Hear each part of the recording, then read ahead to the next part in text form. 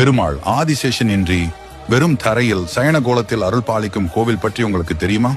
மாமல்லபுரம் தலசயன பெருமாள் கோவில் 108 வைணவ திவ்ய தேசங்களில் 63வது தலமாக விளங்குகிறது. பல்லவர் காலத்தில் கட்டப்பட்டு கடல் சீற்றத்தால் சிதிலமடைந்த கோயில் 14ஆம் நூற்றாண்டில் விஜயநகர மன்னர் பராங்குசனால் தற்போதுள்ள இடத்தில் திருத்தி அமைக்கப்பட்டது. இங்கு பெருமாள் ஆதிசேஷன் இன்றி வெறும் தரையில் சயன கோலத்தில் அருள் பாலிப்பது சிறப்பம்சமாகும். புராணத்தின்படி முன்பு காடாக இருந்த இப்பகுதியில் புண்டரீக மகரிஷி தவம் செய்து வந்தார். 1000 இதழ் கொண்ட அபூர்வ தாமரை மலர் ஒன்றை கண்ட மகரிஷி அதனை திருப்பார்கடலில் பள்ளி கொண்ட நாராயணருக்கு சமர்ப்பிக்க எண்ணினார். அன்பின் மிகுதியால் கடல் நீரை வற்ற இறைத்து விட்டால் திருப்பார்கடலை அடைந்து தாமரை மலரை இறைவனுக்கு அர்ப்பணித்து விடலாம் என்று கருதினார். கடல் நீரை கைகளால் இறைத்து வற்ற செய்ய முயன்றார்.